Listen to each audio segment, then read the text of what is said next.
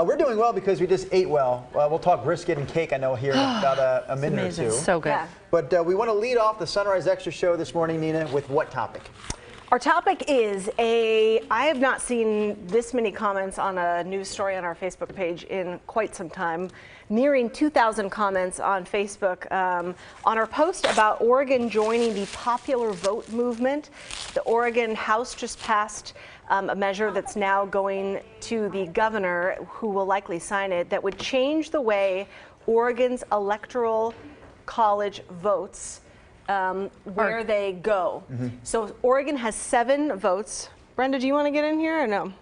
You're brisket, so join us. Join us. Trying to finish that up. She's cleaning her hands. Oh, you didn't want meat in your teeth? No. Sorry, okay. guys. It helps if I'm on the end because then I can fit everybody in.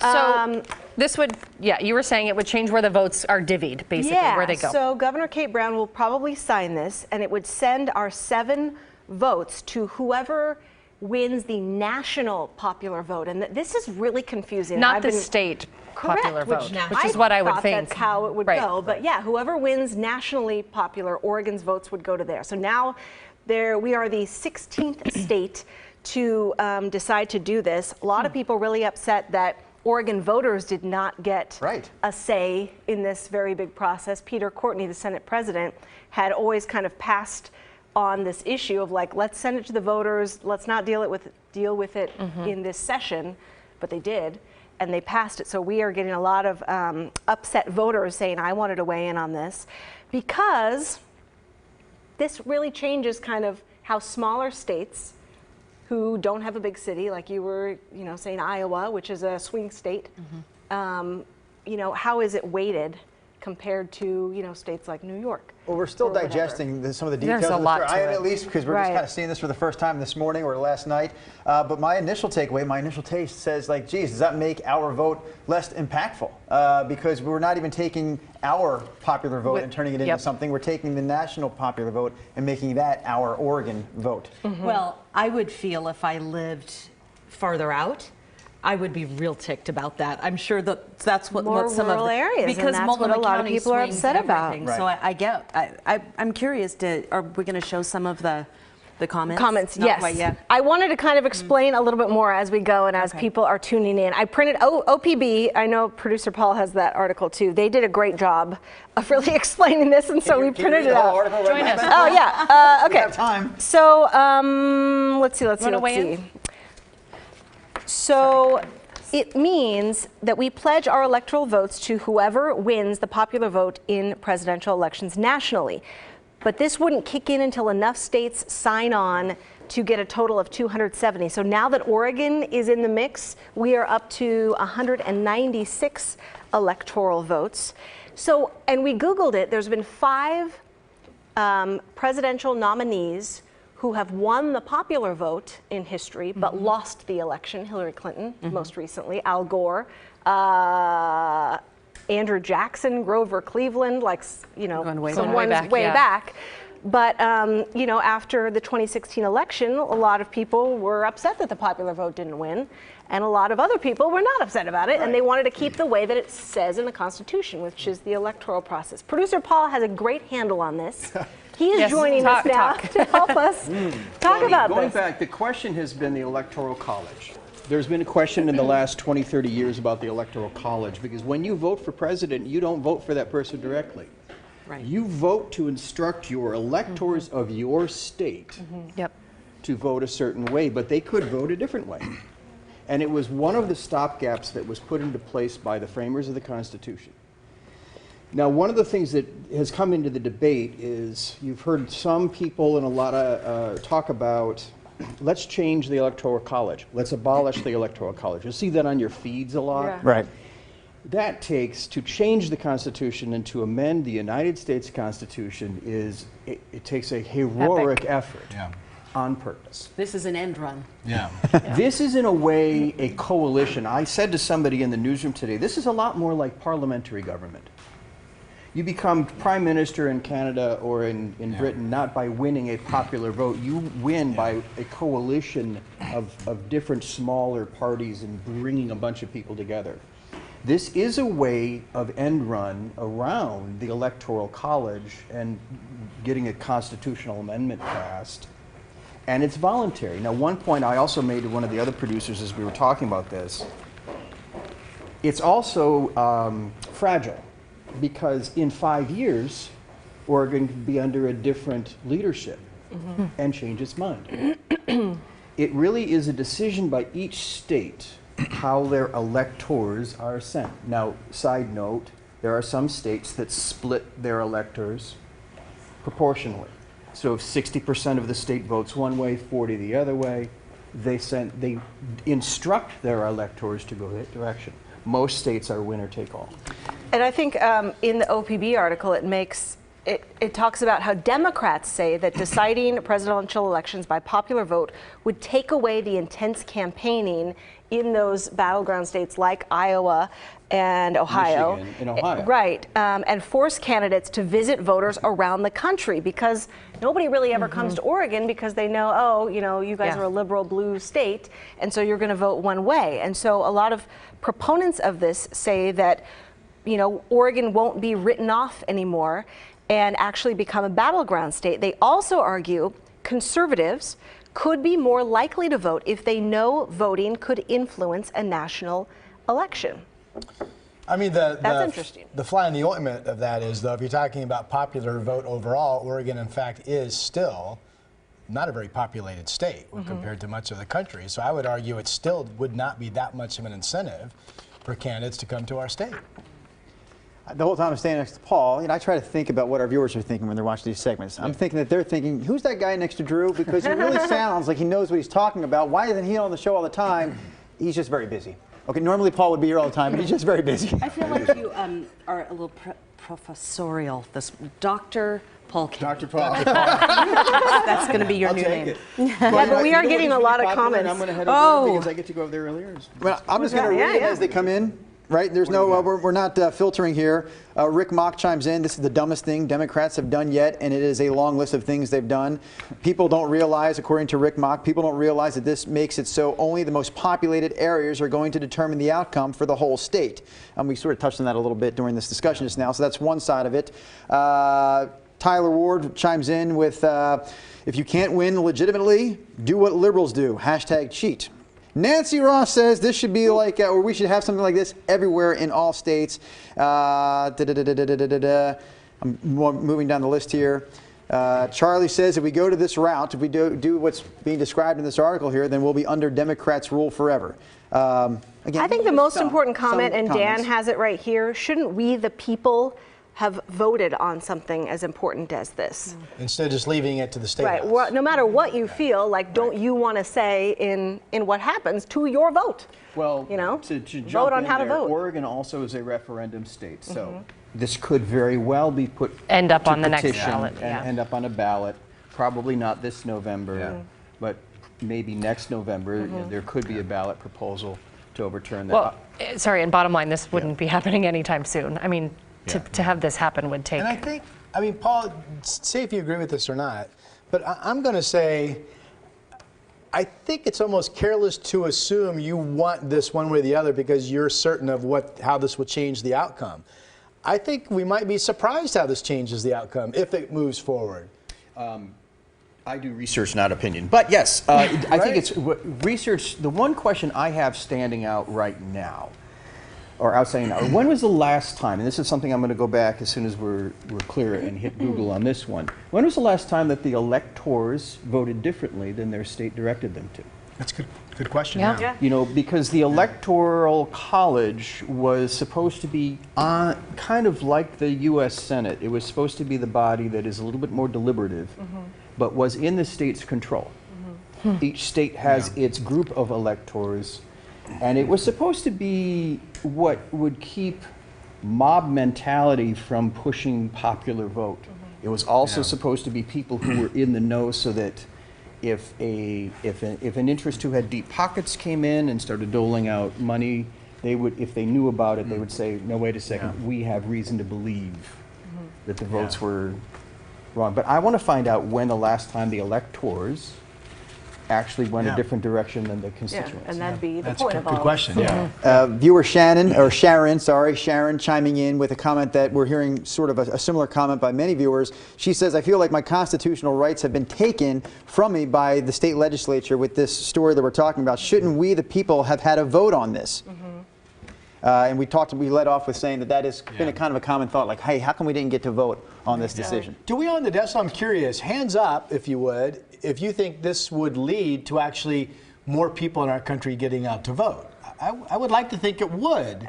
Because Nina pointed to this. If you live in a real red state or real blue state and you vote opposite of your state, you may not go because you're like, well, I know my vote's going to go the other way. But I would like to think if this happens, a positive outcome could actually be more people get out to vote. I think what a lot of people are worried about is the majority of people live in, I mean, big cities have huge populations and rural areas have lesser populations. And so big cities tend to be more liberal. And so I think the worry is, you know, if you let those big cities and the big populations vote, it's gonna sway the outcome. Yeah, I mean, there's always been these checks and balances. Paul alluded to some of them that have tried, I think, in theory, to even that out. And right now, if you watch election night, where they pop up the blue states and the red states, and they do it county by county, it is what Nina said. I remember seeing Ohio. You know, Ohio was about the county that Cincinnati sits in and the county that Cleveland sits in. And those two counties could very often dictate that entire state. Karl Rove was one of the first national political leaders to understand that a county could swing a state. And he was one of the first to methodically, strategically find those counties, find their voters, find those views, and turn those counties, because you can take a purple state and turn it blue or red, like that, with 10 votes in one state, in one county. I'm sorry, 10 votes in one county. Yeah. So it really has become, you know, a set of counties in Michigan, right, a set of counties around certain cities in Pennsylvania, and you know, Tim Russert, rest his soul, Florida. Right. But it could be Broward County in Florida that swings a presidential election. And there has been a lot of discussion. Yeah. Should Broward County have the power to swing a presidential election? So I think a lot of this is broader discussion about how do we kind of get our voice back. Because back to Rod's point, a lot of people are apathetic about voting because you may be a lifelong Republican who lives in Oregon, and you know Oregon's going to go 55-45.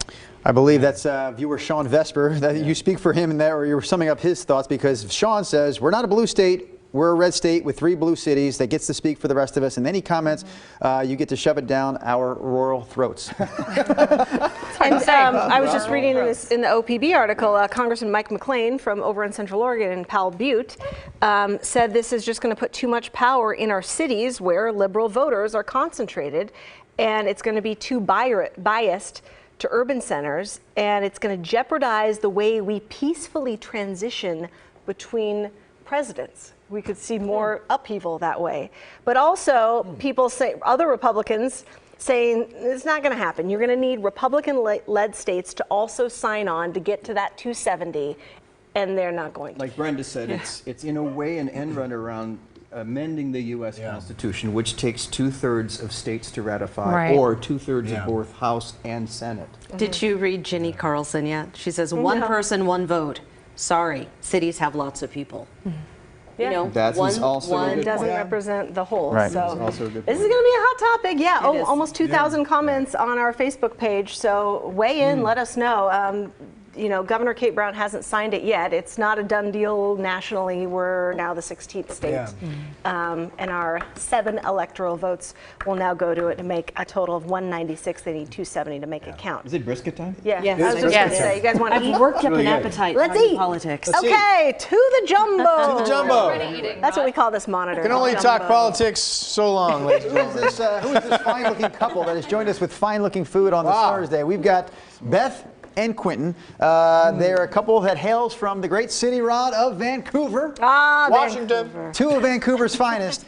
We've been doing viewer recipes for a few years now. We were doing them throughout the month of May, and man, the recipes were so good this turn. Yeah. We said, let's keep it going through June. So summer favorites has been the theme for the last few weeks, and the summer favorites that Quentin and Beth brought us were Quentin's brisket, Yeah. Beth's cake. I normally say ladies first, but I feel like we should go main entree and then dessert. So in that order, Yeah. Quentin, as Rod eats your wife's cake, tell us about your brisket. What do you do? I know it's a pretty simple process, but we want to hear it nonetheless. What do you do to make this brisket so darn good? So just a simple rub, some salt, a little bit of some pepper, garlic, some paprika.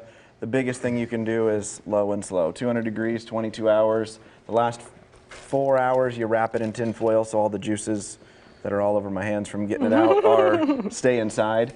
And then you just leave it wrapped for the last 4 hours of cooking. Well, do you take it off the heat and wrap Nope. it? No, you leave So it on the heat for the last 4 hours. You but just wrap wrapped up, yeah. In total. So then all it's doing is it's staying warm and cooking, but it's the juices from the bottom are coming and up. You didn't turn down the heat for the final 4 Nope. hours. And then after you take it off the grill, do you recommend letting it set for XYZ? I let it sit for a minimum of a half an hour.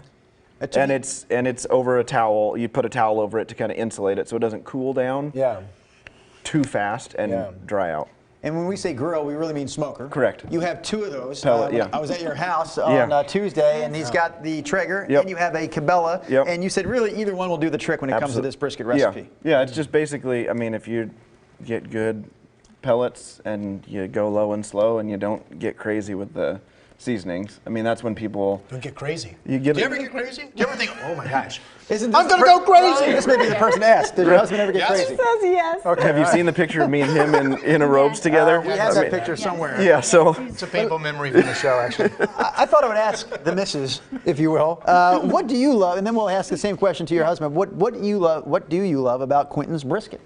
The fact that it just falls apart, because I do not like steak if it is hard and chewy. I'm one of those people that just likes to eat the meat and have it fall apart, and that's exactly what this does. Oh. Just kind It of is melts so in your tender, mouth. Did you know? And juicy, because this, Yeah. I mean, you can So flavorful. mess up a brisket real Especially easy having and to dry it drive out. through traffic to get here, it could Yeah, it could get ruined. Yes. No. I mean, really, with any brisket, am I right in saying that the moment you pull it off and slice it, that's when it's going to be its best? Correct. Or should it be good 30 minutes later? I mean, it's okay, but it's yeah, never gonna be as good. The first slice is always the best, and that's the one I normally don't give anybody. Normally, I take that for myself. Time out. We didn't have the first slice? No, someone It's a did. TV show. Somebody actually did. We should have had a first I didn't slice get on any the of TV it. show. You know what? The other day, that just made me think of the other day when we were at their house shooting the segment where they showed us how they do these two recipes. Their dog came about this close I love it. to taking the sorry. entire brisket on his own, because we walked away Off from the the brisket. counter? Oh, We yeah. started doing some Yep. TV stuff, and we looked back and, oh my gosh, the dog! And he got this close to taking that brisket as his own. Yes, he did. Thank goodness he It didn't. was 'cause almost just a cake segment. That's too much. So this is, I mean, you He's got to half get German some Shepherd, half beers, you Rottweiler. got to get a binge watch a show. Yes. You got to be home when this Yes. is. This is on. I mean, you're waking up in the middle of the night Nope. to like. I'm not doing anything. So my hoppers are big enough that I can go all night long. Okay. Does that sound weird? Sounds Keep impressive. Keep it PG. I can let it cook all night long, and in the morning it will still. You don't have to refill the. I do before I go to bed, and then I have to fill it back up in the morning. I see a new promo for the Sunrise Show, and it reads like this: The Sunrise Show. Our viewers have big hoppers. Yes, it works for me. I mean, Okay, let's talk about the cake. Yeah, it is cake time. Moving on. Let's, yeah. I don't care how much of this you eat. And You we're can done. eat till you think you're completely full. Trust me when I This tell you, is so light you will and still have fluffy. room for this. I mean, this is it's really something I think I could take it into the other room and complete it by myself. Yes. So light, as Yes. Nina mentioned. Yep, So what is the deal absolutely. here? What's inside your cake? It's really simple mix, just a yellow cake mix, and then it's a coconut cream with some cream cheese and pineapple pudding layer, and then fresh whipping cream and toasted Like Jell-O coconut. pudding. Yeah, instant coconut pudding. You just mix it up with your milk, and then you add a brick of softened cream cheese into it and some pineapple.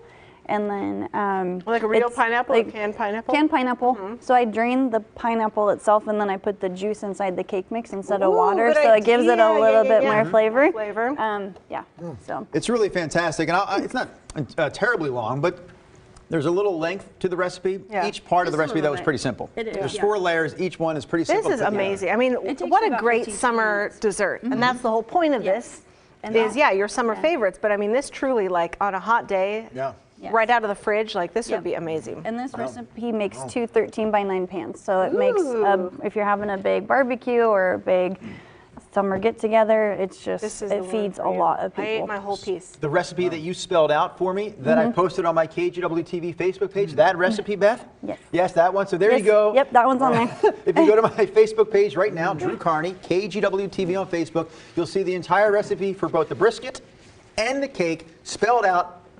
Wonderful job by the Thomases. And we're also looking for more submissions because as long as people keep submitting recipes, we'll keep eating on the Sunrise Show. Perfect. So if you have an idea, Yes, if we you can have email me to. directly, dcarney@kgw.com, or you can just go right to that Facebook page we just showed you and submit a recipe idea there. We'll put you on the show. Beth, easy or difficult to be a part of this segment? Go. Easy. How was Drew personally at your house? Yeah, how Okay. was Oh he? my gosh, it was so much fun. It didn't was leave a just, mess? no, Okay. no, I left a bigger mess than he did.